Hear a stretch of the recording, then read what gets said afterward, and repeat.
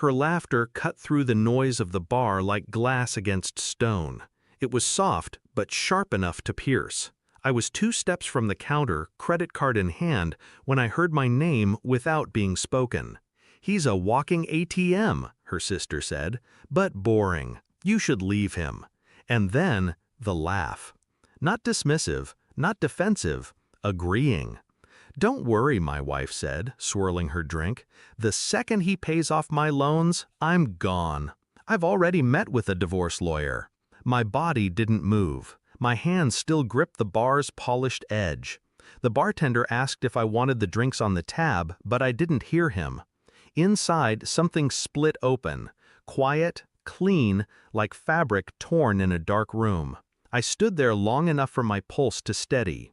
Then I walked back, cocktails balanced in my hands, a smile rehearsed across my face. She kissed my cheek. I kissed her forehead. 2 days later, my phone buzzed with an email that would decide everything. That night in the hotel, I steadied her face as she slept beside me. The soft rise and fall of her chest. The mask of peace. Her words replayed with surgical precision, each syllable sharper in memory than it had been in reality. "I've already met with a divorce lawyer."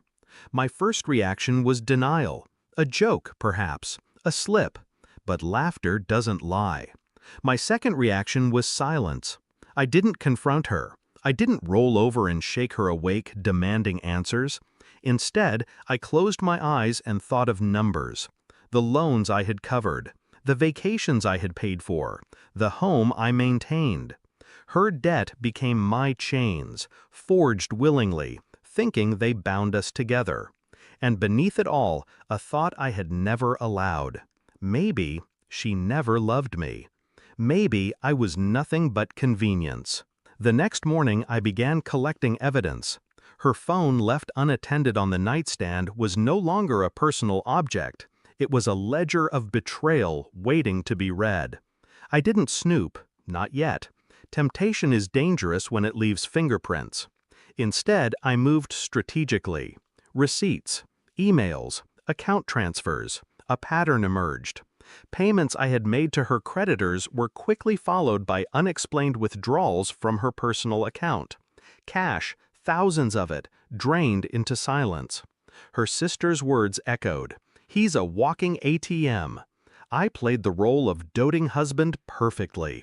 Smiles at breakfast, polite conversation at the pool, her hand on my arm, my hand steady on hers. But every touch felt like counterfeit currency.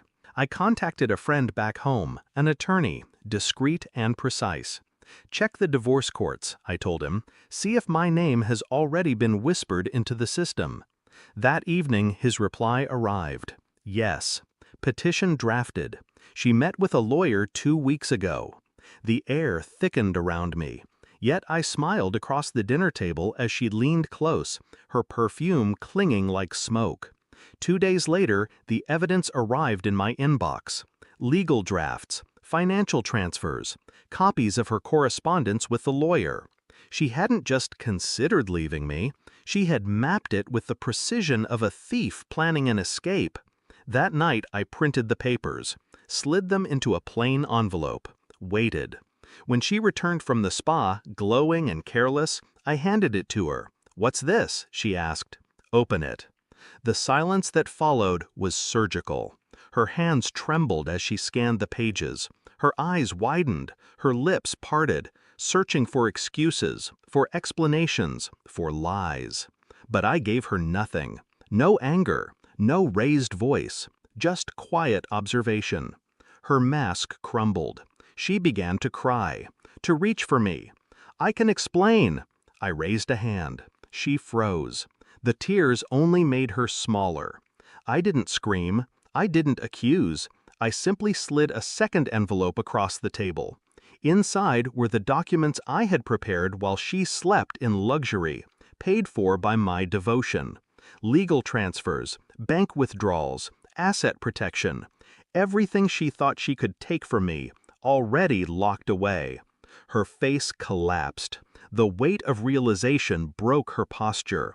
"You planned this?" "No," I said softly. You planned it. I just listened. The silence that followed wasn't empty. It was full, crushing. For the first time, she saw herself in the mirror of my eyes, and she didn't like the reflection. The next morning, I left before sunrise. Suitcase packed, keys on the counter, credit cards canceled. She didn't follow. She knew it was over. Driving away, I felt no triumph, no sorrow, just clarity. Betrayal doesn't deserve rage. Rage gives it life. What it deserves is silence, absence, an empty space where my devotion used to be. She wanted freedom, now she has it. But freedom without a target is just loneliness. As for me, I am no longer an ATM. I am gone. And sometimes, leaving quietly is the loudest revenge.